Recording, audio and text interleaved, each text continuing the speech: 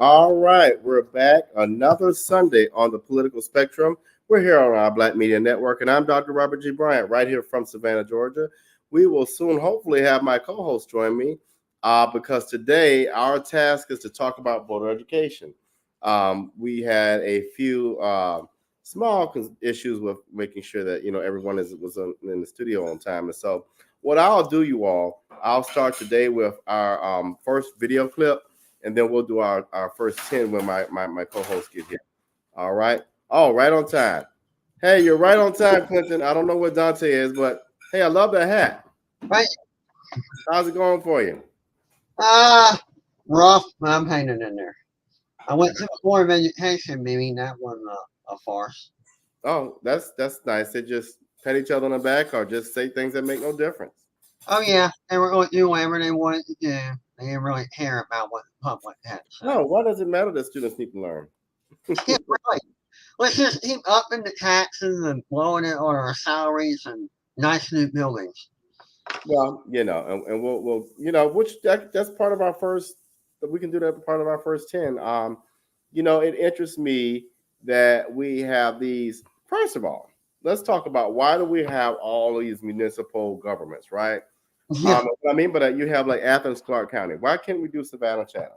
We have two different police forces, two different taxes, a school board that pats itself on the back for doing absolutely nothing, yep. and so yeah. And I tried to find a copy of the hearings on video, and they always record them, but they're hard as you know what to find. Yeah, which is really interesting. Well, you want to know what's being said. That's what it all boils down to. Yeah, I tell you one thing, and so I guess our shout out to our legislators and local leaders across the nation.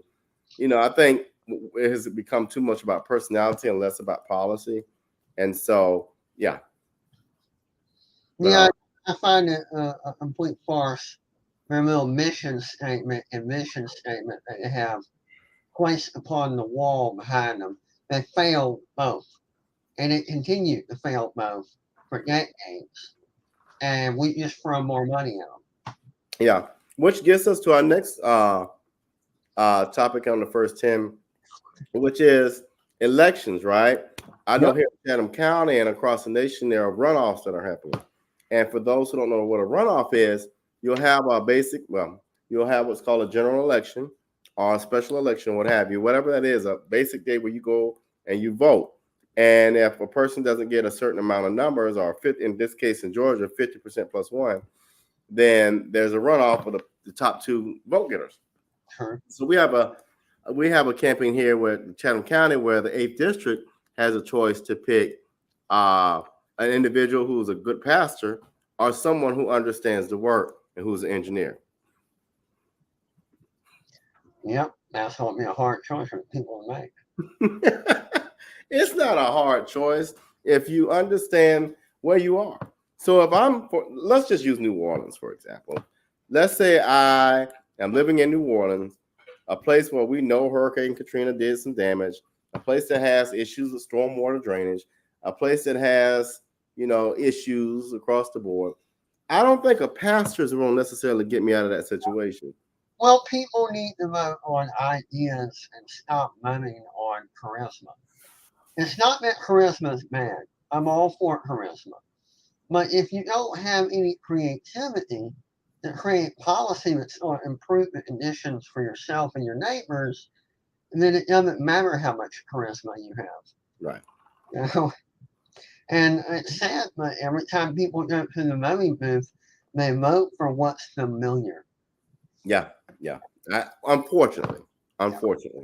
And what's interesting, I think in a lot of rural areas and small cities, and really a lot of areas across the South, I'm willing to say, the electorate has to be on average 55 plus. That's going to be your electorate.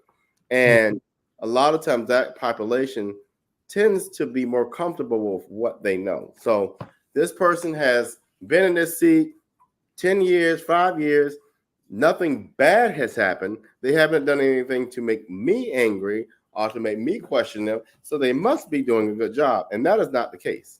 all the No, time. they just take a look around and realize that sometimes sitting back and doing nothing allows issues to evolve into gigantic problems.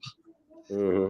First, stagnation prevents people from being able to survive.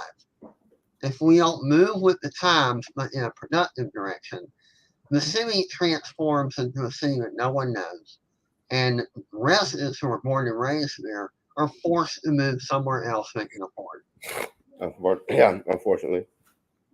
So far, our last topic on the first 10, I think this is a great topic. I'll let you, hey, if you, I'd love for you to take the first swing at this and see if you get a hole in one. Do you think Trump or Biden is going to win? Well, from the way it's looking, and this is just, again, I think Trump's going to be victorious from the way it's looking. But Mhm. things can change like that, Yeah. you know? So I don't want to say for sure because every time we think things are going one way, we get a surprise. Yeah. Not to mention, even if Trump were to be victorious, a lot of people that vote for him need to realize, hey, who you going to vote for when his term is over? You need to think of the next 4 years. You can't put all your hopes on one person who's only going to have one term left. You got to think, well, who I want next? Who I want after that. But you want changes to occur, and it can't all happen in 4 years, and that's for the Trump supporters. Right. Now you believe he can resolve every problem, but let's say hypothetically he can do the things that you want him to do. He's only got 4 years to do it. 4. Yeah. That's it.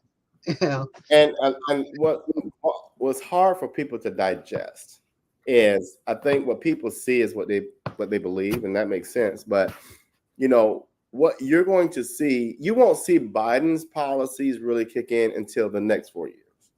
Yeah. What we're just now kind of coming out of are Trump's first term ish, like some of the things he's put implement. What we're starting to experience if I have policy. Right. And so What Trump I think to answer the question, if I, right now I would say it's 50-50. You know, I was saying the same thing right now. I think it's 50-50. I think if people really think about safety and they think about the opportunity for war and a war, Biden he should tick up in the numbers. And why? Of all 5 candidates, Biden is the most qualified foreign policy wise and with foreign relations and war. You cannot put someone else in that seat if we shift into a conflict internationally. Yeah, but we need to look at what's been happening lately. I think we need to cut off all money from Palestine, Israel, Ukraine, and Russia. I think we need to stay out of both of those situations. Mostly because Americans need that money first. Unless we think we're going to use a nuclear weapon, we need to leave it alone. No matter who you side with, we can't afford to stick our nose in the foreign conflicts right now. We're not in a good position. And we're just not. I don't think we have a choice. You know, I think honestly, our federal government, to our own safety, and I think they do a good job of making sure we don't know things until we need to know them. I don't think Russia is just bringing their nuclear submarines and ships to Cuba just to be nice and cute and do exercises. That's the biggest force. That's malarkey, as Biden would say. Yeah, It's a real threat. it's a real threat, but we've also, how can I say, they asked us not to get involved with Ukraine because they're afraid of any types of bases from NATO being built toward their border. Yeah. And we've been advocating for Ukraine to join NATO, which Russia said, please don't do that. You do that, that's it. And we encourage it. You know, it's like all we had to do was just not encourage Ukraine to join NATO, and we wouldn't have had this stuff started. You know, Well, but on the other side of that, you have you allow Russia into Ukraine, and then you have the threat of them not wanting to go to Poland and expand. And so, well, what I'm saying is they wanted to join the Ukraine if we hadn't to push, Ukraine to threaten to join NATO. And the moment we pushed that, Russia went, "We told you not to do that. We told you we attack," and they did. Now, Ukraine, because of us and other countries, has superior, weaponry. They might have a superior military, but unfortunately, Russia has the numbers, and they just keep coming and coming and coming. So that's the reason they're such a threat for numbers. Well, there's an old saying: it's about quality, not quantity. And I think the United States has the quality. It could be argued both ways. Well, Rome thought that too before it fell. I love that. They had superior technology, but because they bit off more than they can chew, they eventually fell. Yeah, hey, good point. We're going to hop right into our topic in a moment. We'll go to a commercial break, and then we'll be back with our topic for the weekend, which is for Sunday, which is board education. Chatham County, we have some growing pains that affect our health and our wealth. That's why the race for the Chatham County Commission seat is not a popularity contest. It's a job interview, one that requires a proven track record. My name is Laureen Monica Bowles. I have served 33 years as a stormwater engineer and city planner. I've raised millions of dollars to create jobs and build affordable housing. Vote for the candidate with education and experience. Vote Laureen Monica Bowles, Chatham County Commissioner, District 8. Paid for by the committee to elect Laureen Monica Bowles. Come out to Port Wentworth on June 21st and celebrate Juneteenth with us. Bring the kids, your family, and your friends and enjoy a day of entertainment, history, culture, and fun. Don't forget, the Port Wentworth Juneteenth Festival is June 21st in Port Wentworth.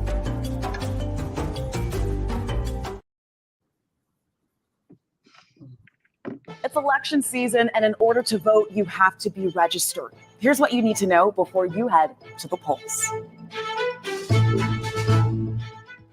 First, do you meet the criteria to vote in Georgia? There's a couple of different boxes you have to check. Here's some of them. You must be at least 17 and a half years old to register and a citizen of the U.S. and a legal resident of Georgia. Now, if you check all of these boxes, you can register in a couple of different ways. First up, online. Head to the Secretary of State's website. Click this menu, then scroll down and click Register to Vote Online. Make sure you have a valid Georgia driver's license or state ID card and follow the prompts. If you want to register by mail, you can download the application by clicking here and mailing it to the Secretary of State's office. You can also register in person at your county's registrar's office or election office. There are also two bonus ways to register to vote. When you sign up for a library card, you can also register to vote. Getting your license in Georgia? You can also register by filling out these forms there too. It's as easy as checking a box. Just make sure to look out for it. Keep in mind, if you move within the state, you have to tell your county's registrar's office or submit a new voter registration application. And just because you register once doesn't mean you stay on the rolls. To see if you are already registered, check the My Voter page. You can find that by clicking here and filling out the information.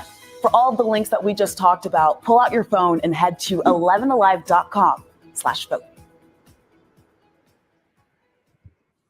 All right. What's your initial thoughts? I want to inform people if you apply for EBT, Social Security, Supplemental Security Income, any form of disability, on Gateway, the government form, you can register to vote while you're filling out this documentation online.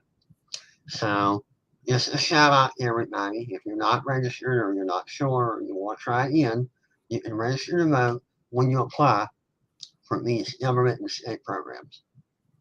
Good stuff. Good stuff. They mentioned the driver's license and you can fill out these forms. I'm like, At what point are we going to just go ahead and register people to vote when they receive a driver's license or apply for Georgia ID? It's just common sense to me. But Well, you should be able to, except a lot of people for some reason click, not to submit. I don't know why. But, well, and I tell people often, I hear this, the reason why some people make it so hard to vote is because they don't want certain votes. And, they want certain people to be in office, and that's to the detriment of of yourself and your values. well, I had to go to court in order to be allowed to vote when I turned 18. So, You have to do it now? yep, I had to go to court. Wow, what was that about? If you don't, Let's see. Has some dynamic difference? Class- wow, are you serious? Yeah. That's damn discriminatory. Well, fortunately, I won, and that's why voting means a lot to me. That's a lot to unpack. And that's sad because I'm an ally to the trans community, and I wonder if transgender population has certain similar issues. I know they don't have the same issue, but similar issues, and that's just. Well, I know some handicapped people but they pretty much resolved that. Not completely. I'm sure there are plenty of Americans that have fallen through, the cracks in the system, and it's a job to help lift them up so they can register to vote. Yeah, and I think, and people must know this, you can register to vote at any time. You don't have to wait to an election. And I encourage people, utilize your right to vote. If you don't vote, you don't have a voice or an opinion in things. The other part of that is, don't just wait till election time. And, this is what I was thinking about. Check your status. We do know that some Republican-led, I'm glad Dante's in here. Some Republican-led states like Georgia, even though I am a fan of Brian Kemp at times, he does some shady things. And one of the things he did was purge the voter rolls. So you want to make sure that your voting registration is still active, because if there's certain rules where they would remove you from the voting rolls. And so you want to make sure that you are still active. Ratcliffe, I can't say. Can you pronounce his name for me? Rafflesberger. Thank you. Yeah. He's done some shady stuff too when it comes to voting. So always be vigilant. You never know what one person or many people in power will pull if you're not paying attention. So you have to be vigilant. And I don't care who you vote for. I mean, I wish you would vote for mass elections, but it's your choice. And if you lose, that's part of a Democrat republic. At least you have a right to complain. I really don't like to hear people complain that, hey, no activity in the voting booth. Right. And I'm glad you said that, because what this show is about today is really about voter research. And I know you have some things you want to bring to the table for people to think about. One of those I was thinking about today was, as you said, that we all often think about voting for people. There's sometimes referendums on the ballot. And I know this last vote we did, there were about 5 or 6 that were really, really good referendums. One being, should we, allocate funding for certain programs or certain services and things like that. And so you get to vote on your tax dollars. You get to vote on whether we build a park or a prison. You get to vote on a number of things. And so it's very real sometimes that you take it seriously, because we'll get mad because, they're building a pond or a shelter next to my house. Well, you didn't go vote because it was a referendum. Right. And if you think they're misusing the tax money on that government project, then vote no, so your money doesn't go towards that. It's your choice. That's it. So I know you had something on your list. What's on your docket? Probably the thing I always complain about, the Chatham County Board of Education. They had public hearings, as you know, last week. I spoke at one of them. I think Mark Urania, one of the Senate people running for Senate, spoke at them. Several citizens spoke. Mm-hmm. And I think only maybe 4 or 5 board members were present. That's it. The rest of them were on vacation, not sick, vacation. Now, mind you, this is a job that you have to campaign for. elected the whole, which means you wanted it. You know, you spent your time running for it, and you begged the people to elect you, and then you take a vacation. Okay, it's not like an ordinary job. You Right. know? You had to run for it, and what I couldn't believe is why this many members are absent during a public hearing to elevate the millage rate that will increase people's taxes. Oh, And they couldn't even be present and put on a facade that they hear about the people. And then it was pointed out that they've hired many different administrators when they've been complaining about no money.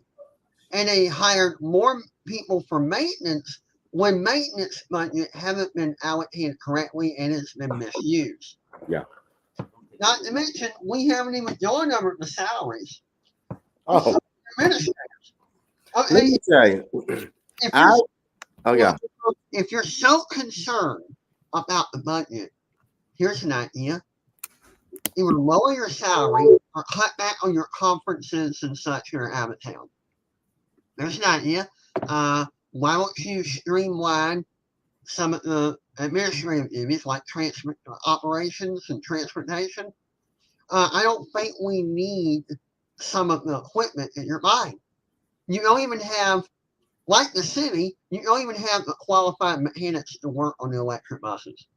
Yet you bought all these electric buses. They're going to require more expensive parts, a different type of qualified mechanic, more money, more money. Not to mention the batteries are corrosive and are a biohazard for hundreds of years. Yeah. And we have no way of disposing of them. I mean, you think combustible engines are bad. Take a look at these batteries on these electric vehicles. Well, well, you know, we live in a government that gives us red dye 520 in our cereal and Yeah. cow milk. And now why not we just put a nuclear plant and give everybody cancer? And by the way, we got a battery to put it right up your ass and then you can get more cancer. Yeah. Oh, and, don't worry about your power bill going up. Oh, no. You know, we have all these new electric vehicles that are going to make it go up even more. Yeah. Right. And we're going to charge you for the building of it. How about that?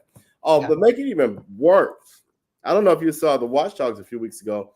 Those same electrical vehicles that they bought and they put in operation had no insurance. It gets even better and better.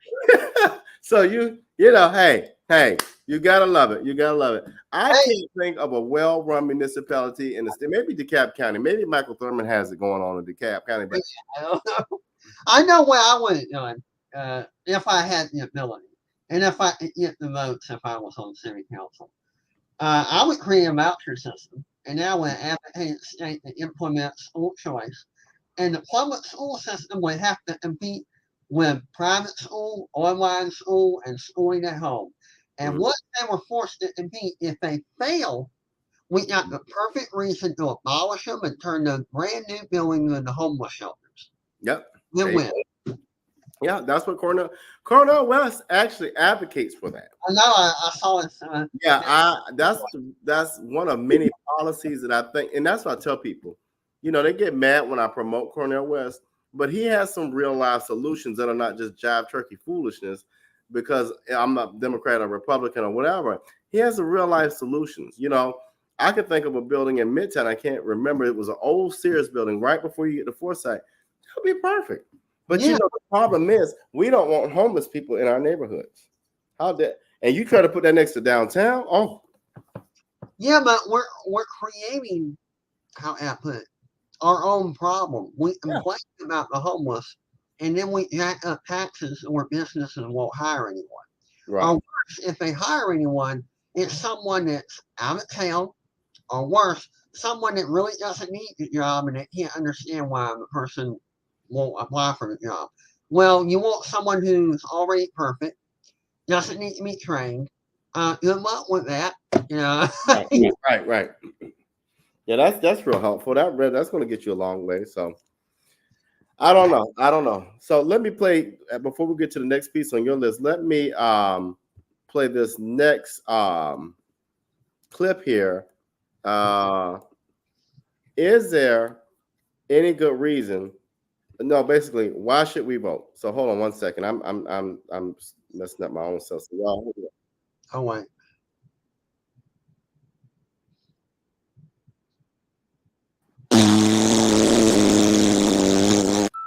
Fair enough, maybe you're less than 18 years old, in which case your time will come.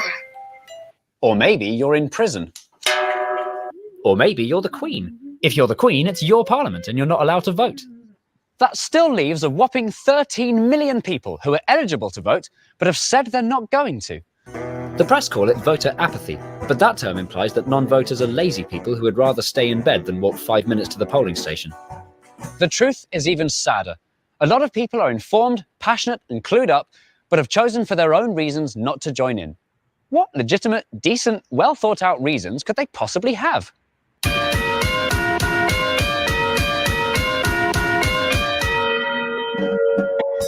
It's All right. And so while that was in the UK, it's pretty much the same here in the United States. People have voter apathy. They're just lazy. They don't think it's important. Why should we vote, Clinton? Well, it's the small things that you don't think about. The bills that arrive in the mail. It's the freedoms that you take for granted. Look how we all reacted to COVID. Mhm. Now, during such disasters, it's not just the feds' job, but it's all the state's job not to panic. Now, in the old days, they didn't give people information until they had it validated. And even then, they gave people hope. When the pandemic hit, they just released information unabridged and hit the panic button and took away all hope. So we reacted in fear. I reacted in fear. My neighbors reacted in fear. We wouldn't go out. We wore a mask. We were getting to the point to where we would wash our hands and open up our own doorknob. And now we realize that we overshot and we destroyed our own economy. People pretty much put a lot of businesses under with all the regulations to wear a mask. Even now that we've come out of the days, you still see people outside jogging with a mask on and there's no one around them. Now we're finding out that the rules that Fauci released were completely arbitrary. He was just making it up. He just made up. He just made up the distance of 6 feet off the top of his head. He made up the N95 mask being a deterrent. You look at it because I haven't watched this stuff. I've been watching it. He admitted he admitted it was arbitrary. And I'm like, what?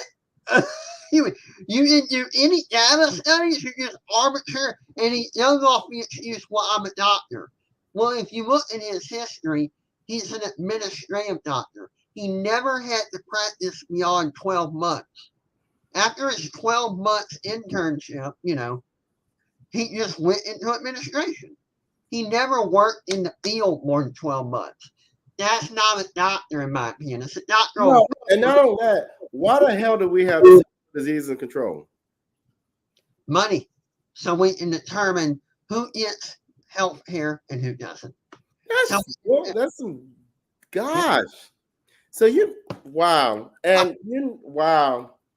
And the second part to all of this is it was the job of the Center of Disease Control to call him out and wait a minute, the data doesn't match what you're saying. And but that's why they're the damn research arm. And they're just now releasing bits and pieces of data they wouldn't release. Excuse me, no government body should hinder the CDC from releasing info or telling them what they have to edit out or hold back. So you're starting to realize all these programs like the FDA, the CDC, they're not pure like they're supposed to be. So let's wrap it. Let me bring it back around. I have another great example. This is why voting is important, because whatever president appointed him was an idiot. Well, you're supposed to have, how can I say it, people underneath the person placed in charge. Well, most people are going to get people around them that's going to support the issue. I mean, yeah. So whoever appointed him was an idiot. But here's a bigger one. So let's say we all decide, Trump's going to win anyway. I'm not going to go vote, and he does win. There's this funny thing called a Supreme Court. And when there are at least 2 justices that are prime ready to retire, possibly even 3. Should Trump win and get 2 more selections, you do know every single right, as you all know, not only just abortion, this would be the most conservative place on the earth, because he would probably appoint, if not 2, 3 more justices, which, by the way, would pretty much just destroy everything. Because that would be how many? That would be a total of 6 out of 9 he would have appointed. According to the Constitution, they serve for life. They only retire if it's voluntary. Right. They voluntarily retire, but it can't be forced into retirement. I mean, we have judges up there that I think might have Alzheimer's and they stuck it out. And I wish they had retired, but it has to be voluntary, and it's a life term. Right. Right. But Alito and Clarence will likely, if Trump wins, they will likely step aside. Let me tell you something Republicans do well, and they do it here at the Public Service Commission very well. They'll go ahead and get out of the way so that their successor is the guaranteed Republican. Same thing here with the Public Service Commission in Georgia. You know, Tim Nichols is probably about to do it right here. And so what they'll do, Public Service Commission is commissioner is elected for 6 years. Yeah. My 5th year, I'll retire so Governor Kemp can appoint a Republican. And then that, when the election comes up, that individual can be the incumbent. That's what they do well. I will give them that.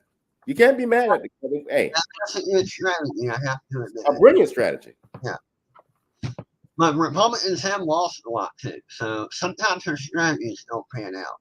Yeah. But that one is, hey, you can't beat it. We're going to hop to a commercial break and we'll be right back.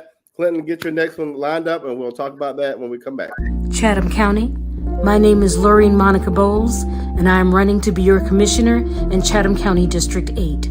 From Savannah's west side to Garden City, Port Wentworth, and the Highlands, the 8th District is primed for growth. I have the qualifications and experience to tackle the tough issues. When you elect me as your representative on the Board of Commissioners, I promise you I will serve as a consensus builder, not a dictator, and certainly not a puppet. You deserve accountable, transparent, and accessible leadership. On June 18th, vote for me, Lorraine Monica Bowles. Together, we will get things done, not let things be. Come out to Port Wentworth on June 21st and celebrate Juneteenth with us. Bring the kids, your family, and your friends and enjoy a day of entertainment, history, culture, and fun. Don't forget, the Port Wentworth Juneteenth Festival is June 21st in Port Wentworth. That's right. We're right up on Juneteenth, and right behind that is July 4th and Halloween and Christmas. So my goodness, time is flying. Yeah, the year goes by very fast. Very fast. And so what do you have next on your list? I think people need to really pay attention to their local elections. Yeah. No matter what party you're a member of, that's if you're a member of a party. Local elections is where everything is decided. The federal government is not supposed to have the power that it has. The people need to take control in their local areas, especially the state, the county, and the city. Keep thinking that everything has to be important only if it's with the federal government. No, we're supposed to have the autonomy in each state, each county, and each city to run the way we think is best for the people around us. So these local elections are more important than the federal ones. And a lot of local elections, those people can be in power forever. And you only want them in power if they're going to benefit you, the citizen. That's so true. I'm glad you said that. A lot of people say, well, I'm only going to vote for the president. And when Barack Obama ran, everybody just thought, well, he didn't do anything for the black community. He didn't do this. That's not what he was supposed to do. So you're so right. So municipalities, your city councils, your county commissioners, that's where the authority really is. Now I'll use Atlanta, Georgia for an example.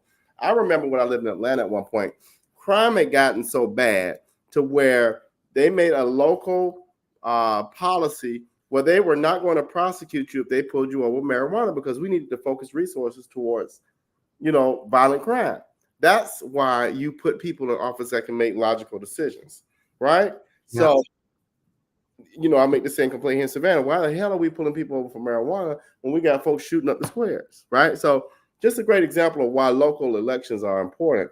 Then you get, like you said, to your state elections, which kind of craft the guardrails that a municipality can work in. So, for example, I know there are laws on the book that governs, speed limits and things like that. A municipality can't necessarily change those alone, but there are restrictions or guardrails that kind of guide that, and so forth and so on. But I agree with you. Get out there and vote for your local elections. Also, if you want police to be more about protecting and serving, you need to stop the smart city from becoming a reality. Yeah.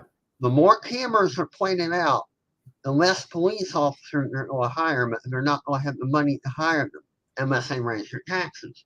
They're wasting. They're wasting an untold amount of money on this technology, and all it's meant to do is basically fine you, either directly through the mail or just take it straight out of your credit card, and your information is up for grabs. Information is supposed to be protected by the HIPAA Act and by your rights as an American. I know you may not think, well, what's the big deal? We're online all the time. We live in an age of voyeurism. It's one thing to voluntarily have people look upon you because you choose to display yourself. It's another thing to have your information taken from you, not even by a person that you met directly, by some third or fourth party that just retrieved it from them. You think things are bad when your information being held by the bank or the credit unions? Just think of how bad it's going to get when your temperature's being read, your medical history being read, everything from a camera shooting inside the window of your car as you go by, or shooting into your face as you walk by River Street or any other. How about this? And this is one of the reasons I don't have Alexa in my house. You don't know who Alexa is going to and talking to and sharing with. Yeah, so look, once you give something away, you have to have a war or shed blood to get it back. And if we give up all our privacy, we'll have to shed blood to give it back. That's a freedom you don't want to lose. Yeah, and watch this. Going back to the Supreme Court pick, the more the conservative the courts get, the more they're going to be like, yeah, we want your information, because the person, let me tell you something I learned a couple of days ago. The person with the power makes the rules. Yes. So Trump and the Supreme Court have your information, want your information, they will make the rules. And guess what? You can be in your home, like let's say you have a basic home surveillance system where you got a camera in the house and a doorbell camera. Who's to say they just won't watch you ever move? And I mean, I'm sorry, but I don't want someone knowing my medical history. What if they decide they want off me? They know what I'm allergic to, they know what I'm not allergic to, and they can make it look like an accident. What happens when your local government decides, hey, we have too many people in this city, we need population control. I know, we know what all these people are allergic to, we'll just put it in such and such, and it'll look natural. And we can lower the population rate. Who's going to stop them? Well, and watch this. Trump has already said he's coming for revenge and he wants to be a dictator. So who's to say we're just setting ourselves up for disaster. I'll just use that. Who's to say that he doesn't become, like, I'll use Russia, for example. If you piss Putin off, he's going to kill you. There's no secret. It's happened many times. So we don't do that. Here's something the executive branch has so much to stop it. I mean, right now, no offense, but the President Biden is not running the show. But hey, if we were so dependent on the executive branch, we would be downhill because he's out to lunch. Other people are running the show. Congress. If we get a power-hungry person for president, female or male, we got Congress, we got Supreme Court, and we have all the local municipalities, we got state governments. It's too difficult for them to take over. And to get martial law invoked, there are so many steps they have to get past. We have barriers to stop that. Not to mention, Trump's not that young, you know, so he's got nature going against him, the Constitution going against him, all the states going against him. Supreme Court. I mean, there are a lot of conservatives on the Supreme Court, but no. Well, but here's the scary part. There are a lot of Margaret Green Taylors in the world. You have to Yeah. Okay. All right, so we're gonna play this next clip here, and then we'll do a commercial break after that, and then so let's look at how do you research candidates? How do you research a candidate that you're before you go out to vote? So here we go. Let's learn how do we research candidates. Voting is one of the most fundamental and fought-over rights of American citizens. It's important to participate in each election, both local and national, to make your voice heard.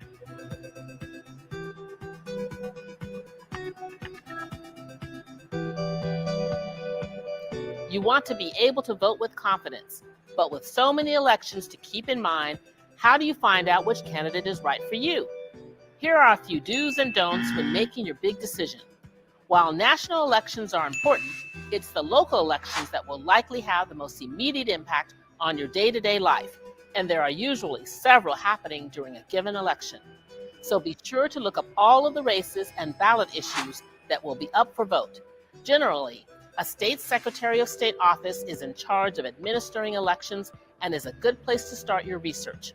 Online, you can find nonpartisan, nonprofit resources that will generate an example ballot based on your zip code and can even give you information about a candidate's background and stance on the issues.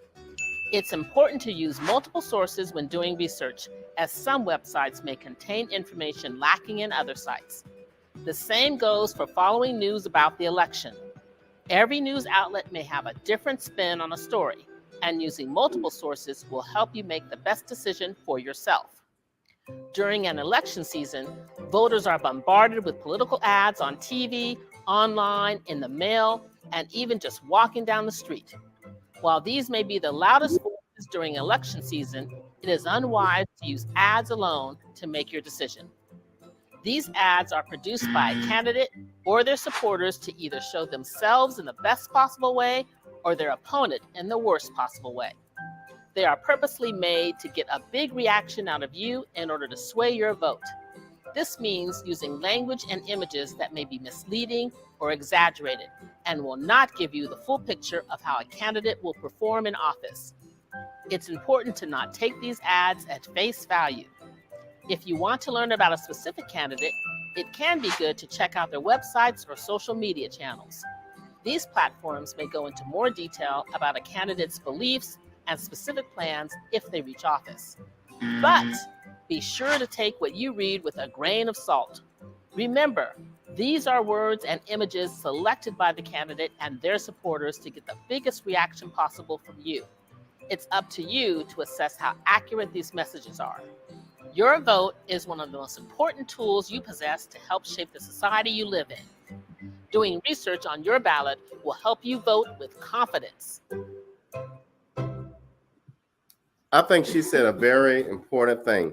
Voting helps you to shape the society that you live in, and it's so important.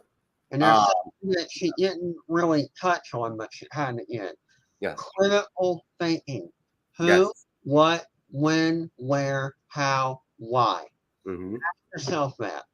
And look at what the candidate is proposing and ask yourself, how will this affect me? How will it affect my family, my neighbors, my friends?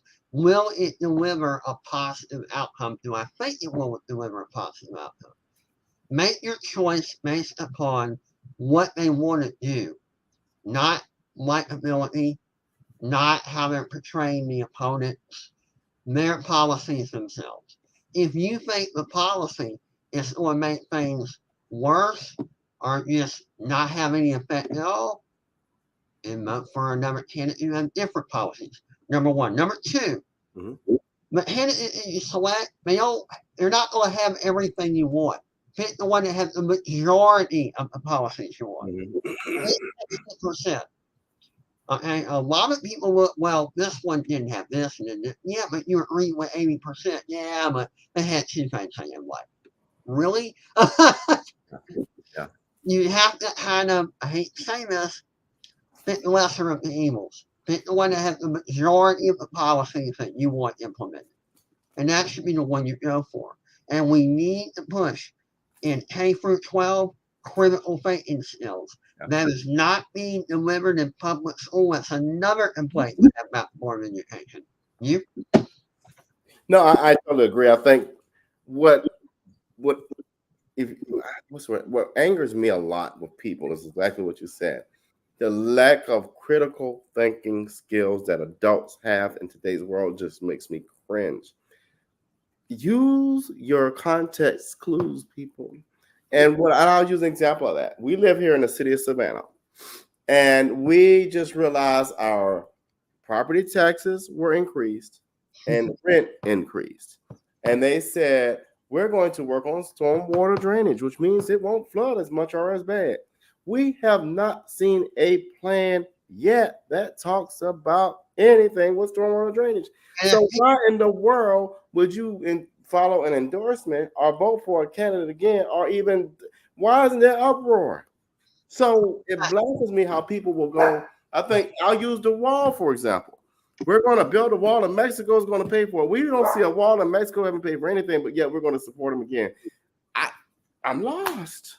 Well, look, we have a surplus pointed out to us last year.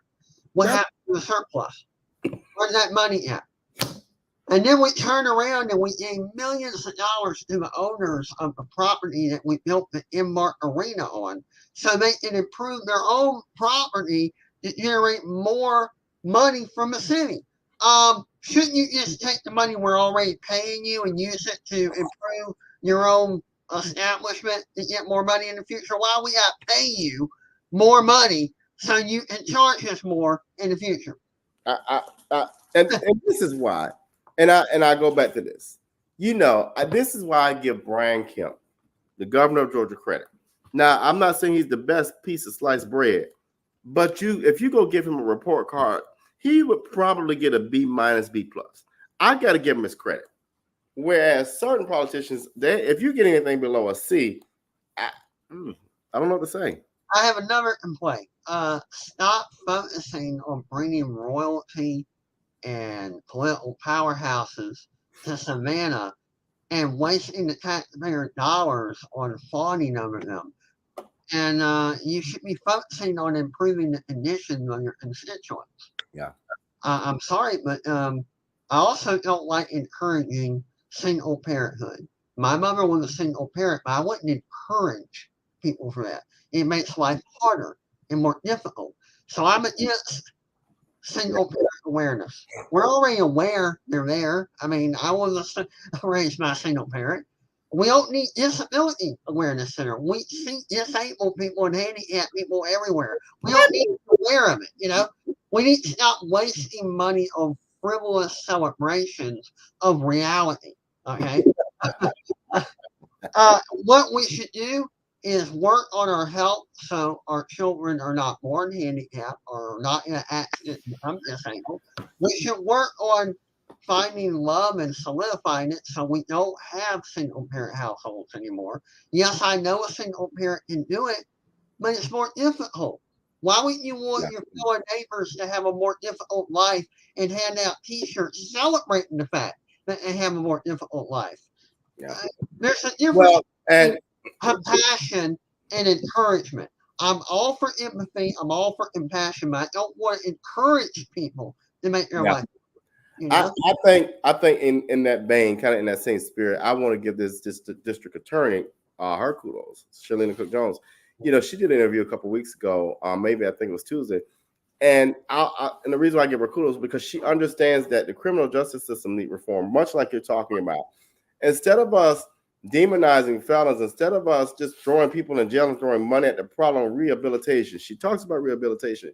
She talks about expungement and helping people who have paid their debt, try to get a sustainable life. And so we need people in office. This is one of the things I look at when I go to vote. Who is innovative and who has a vision? I'll use an example of that. Let me shift gears real quick. Okay. We live in South Georgia, y'all. We have just a growth boom with the ports, the movie industry. They're about to build a bigger bridge. Hyundai plant. Why don't we have at least a conversation for multi-county rail, like Marta? When are we going to get it? It takes. I remember when we were growing up. It took 5 minutes to get from, let's just say the Talmadge Bridge to Pooler. You get on that road now about 5 o'clock. It's going to take you at least an hour. Like, when are we going to get visionaries in office? We don't need another minister. We don't need another teacher. And I'm not hating on them, but we need people who are thought leaders and policymakers. Well, one of the problems is we're voting people in basically, if not charisma, and academic prowess. Oh, I graduated with this degree. Right. I have this degree. Yeah, what's your ideas? Well, you don't have any. Okay, I don't care if you have a doctorate, a PhD, and you were a principal of a wonderful university. Right. If you have no ideas, you have no ideas. I'm sorry. I remember Pat Roster. I mean, he sounded like he was reading off his resume. Then when it came down to ideas, here's what he said. Oh, I agree with what this administration. Do you have any ideas of your own? No? Okay. Sit down. Don't run. I'll never forget hearing this line from a number of people. I just want to help the mayor. Well, the mayor's an idiot. So there you go. So that makes you an idiot too. I'm sorry, but I don't even think the mayor is running the show. He's just the figurehead. We both know that. Okay? Oh, yeah. And this is around this, even in Atlanta, I'm disappointed in Andre Dickens. Like, come on, folks. So I think let's bring it back full circle is researcher candidates and talking about mayoral races. Anytime you have a medium-sized municipality, not the size of Chicago or New York, and the candidate has raised $500,000, that's a red flag. Yeah, or how do you get so much money for such a low office? Also, I want to make something clear. You do not have to have a college degree to run for these offices. Right. I get real irritated when, well, I have a master's degree, I have a doctorate, yeah, so what? Right, but you're still dumb.